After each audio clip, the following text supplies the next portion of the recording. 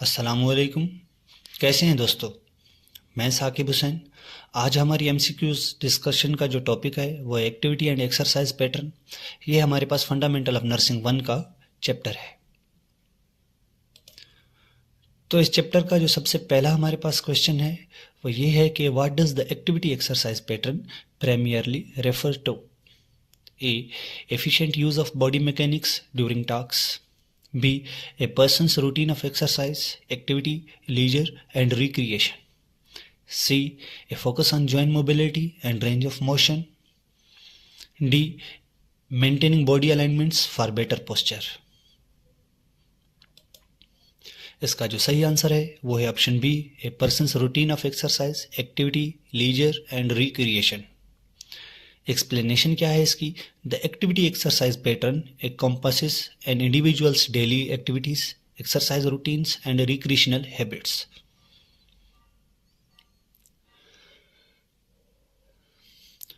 Question number 2. Which of the following activities is considered an ADL activity of daily living? A, playing soccer. B, dressing. C, attending a gym class. D, reading a book.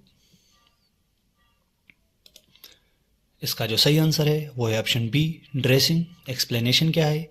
ADL involve basic self care activities like hygiene, dressing and cooking that require energy expenditure. Question number 3. What is primary goal of proper body mechanics? A, to enhance athletic performance. B, to maximize physical performance and minimize injury risk. C, to improve flexibility and endurance. D, to increase joint mobility.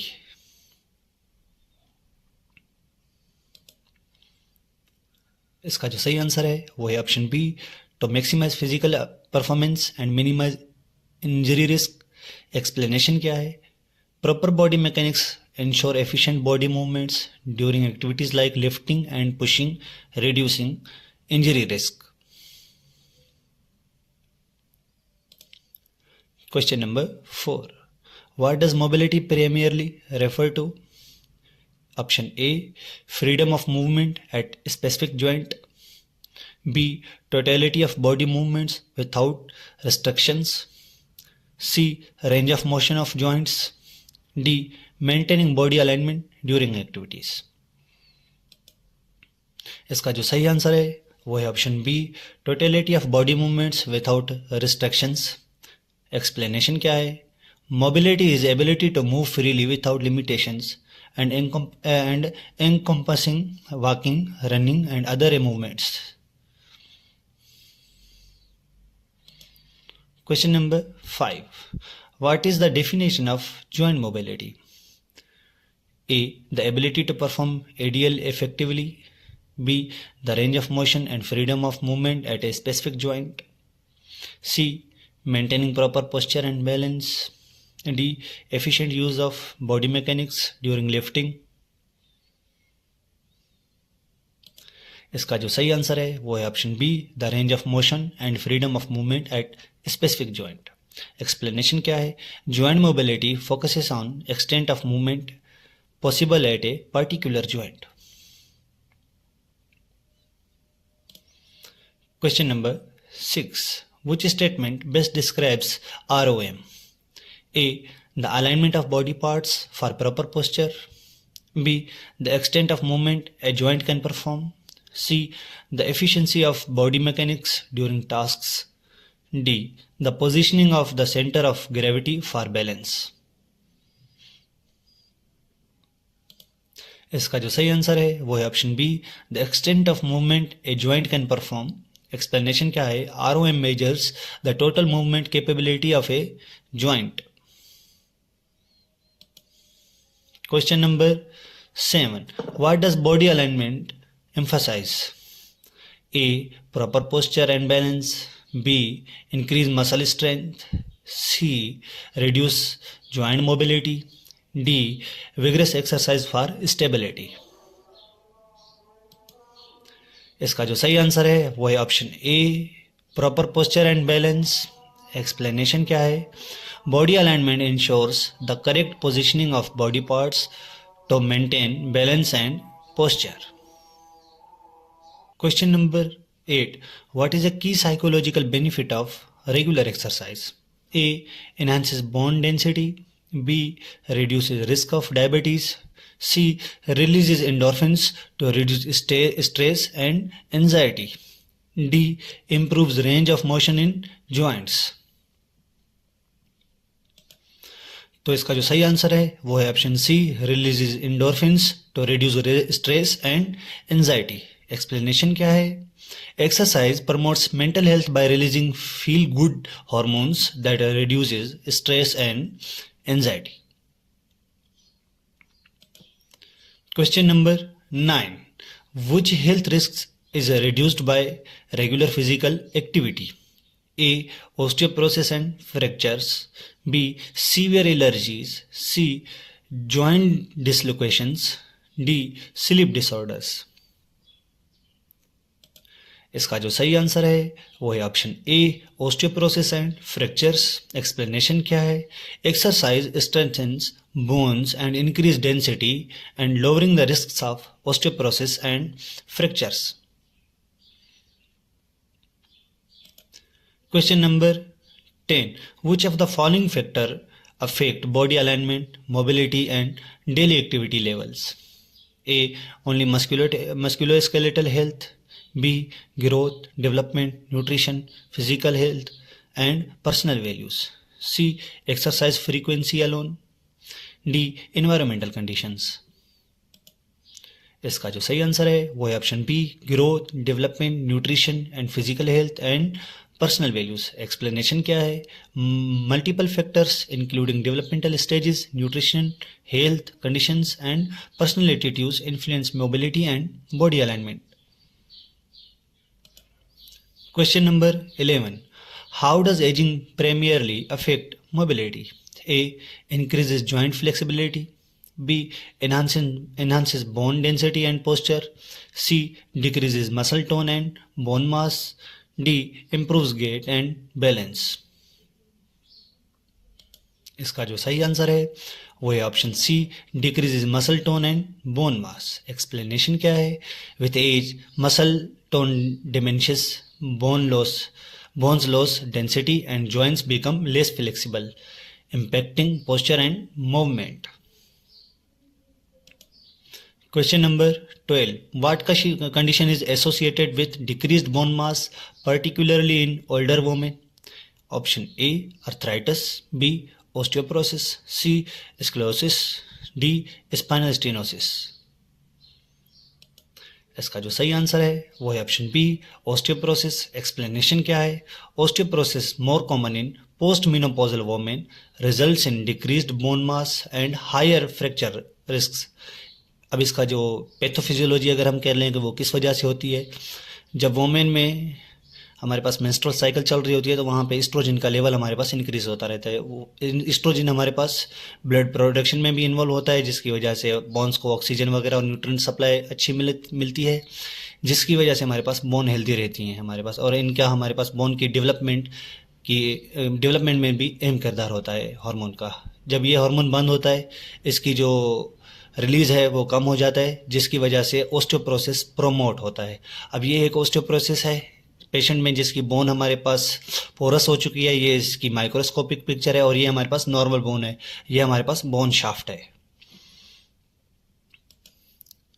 Question number 13. How can obesity affect mobility? A. By improving muscle strength. B.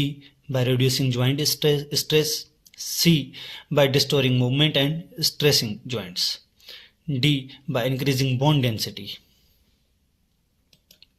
इसका जो सही answer है वो है option C, by distorting movement and stressing joint. Explanation क्या है? Excess wait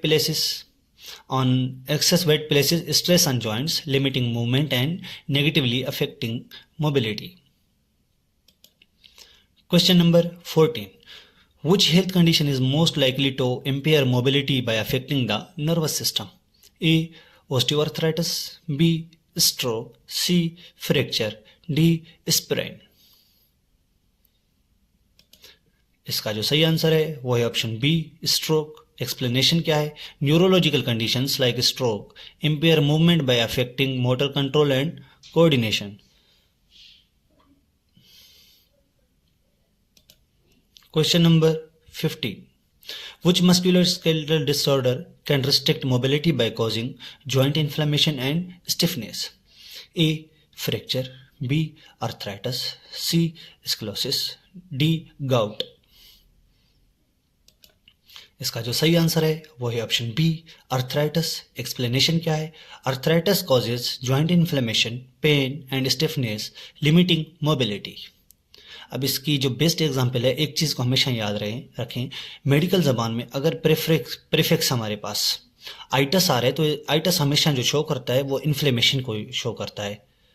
जैसे osteoarthritis, ये आर्थराइटिस हमारे पास नॉर्मल जो हमारे पास बोन का ऑस्टियोआर्थराइटिस है।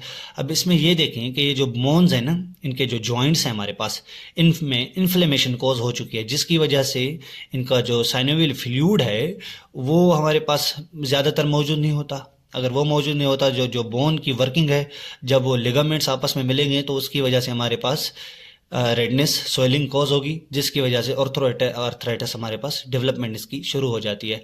और ये इसका बाहर से नज़र आता है, ये हमारे पास एक्सरे की सूरत में, और ये हमें बाहर से पेशेंट नज़र आता है जिनके हाथ हमारे पास टेढ़े मेढ़े हो चुके होते हैं। ये हमारे पास स्वेलिंग होती है इनमें। Question number 16. How does under nutrition impact mobility? A. Enhances muscle growth. B. Causes muscle weakness and fatigue. C. Improves joint flexibility. D. Strengthen bones. इसका जो सही आंसर है वो है option B, causes muscle weakness and fatigue. Explanation क्या है? Lack of proper nutrition lead to decreased muscle strength and overall fatigue, limiting physical activity. Question number 17. What is an example of a medically prescribed limitation to mobility? A. Jogging regularly. B. Plaster of Paris application. C. Weightlifting. D. Swimming. इसका जो सही answer है वो है option B, plaster of Paris application. Explanation क्या है? Medically prescribed limitations such as immobilization in a cast restrict movement to promote healing. Question number 18.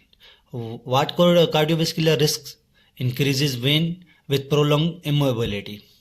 A. Hypertension. B. Stroke. C. DVT. D.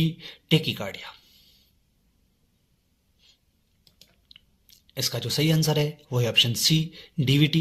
Explanation क्या है? Immobility shows blood flow which can lead to clot formation in the veins, increasing the risk of DVT. ये picture में भी show नजर आ रहे हैं हमें कि किस तरह से हमारे पास ब्लड फ्लो रुकता है। Question number 19. Joint stiffness due to immobility can lead to A. Joint hypermobility. B. Permanent shortening of muscle contractures. C. Increased flexibility. D. Faster reflexes. इसका जो सही आंसर है वो है option B, permanent shortening of muscles contractures. Explanation क्या है? Immobility can cause joint to stiffen leading to contractures that reduce mobility.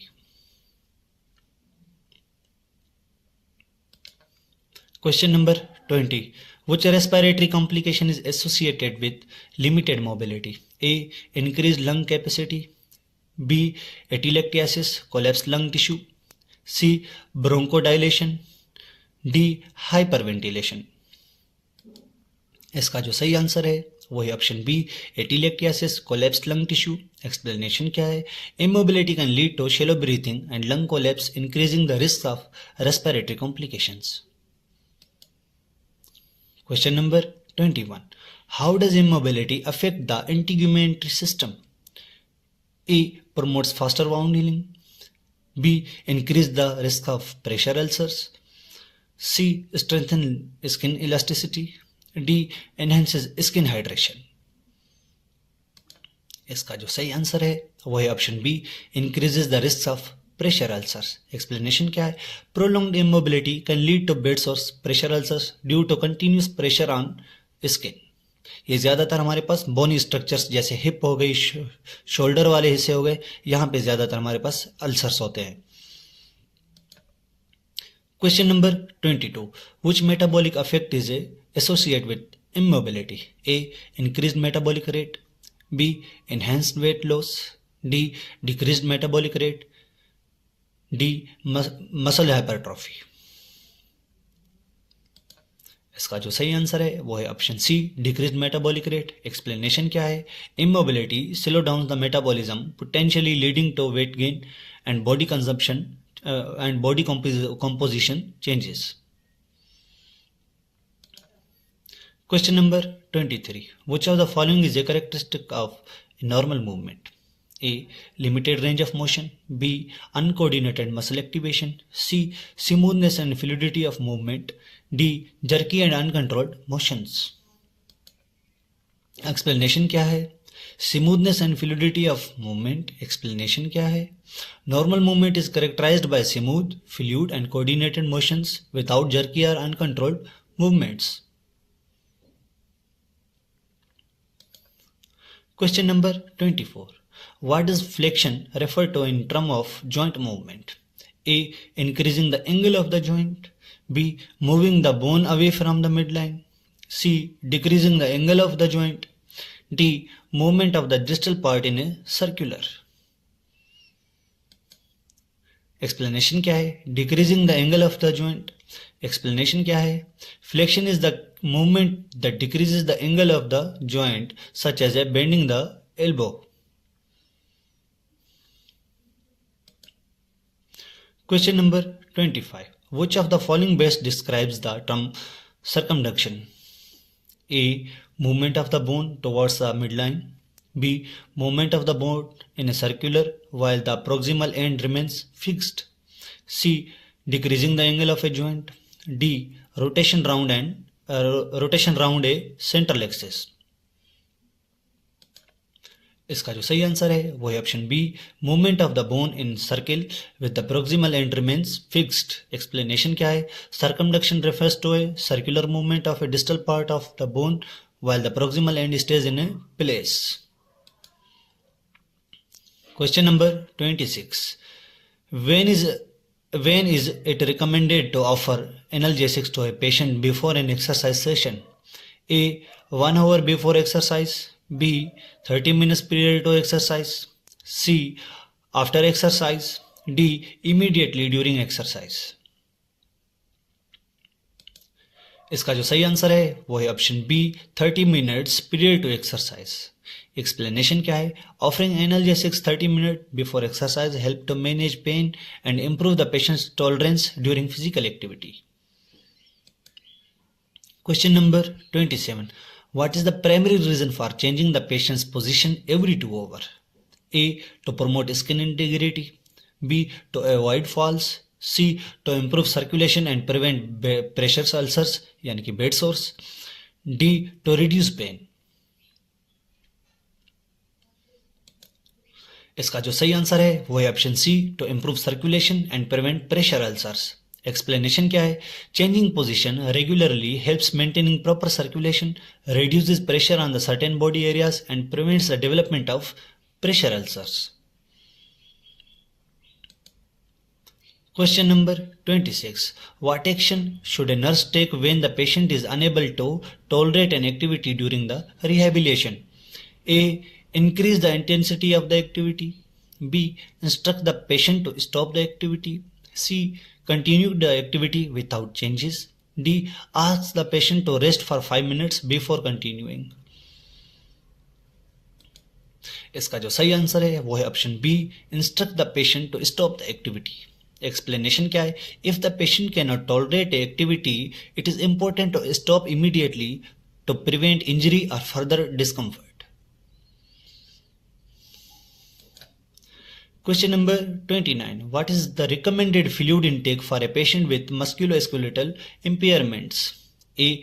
Limit fluid intake to reduce discomfort. B. Increase fluid intake. C.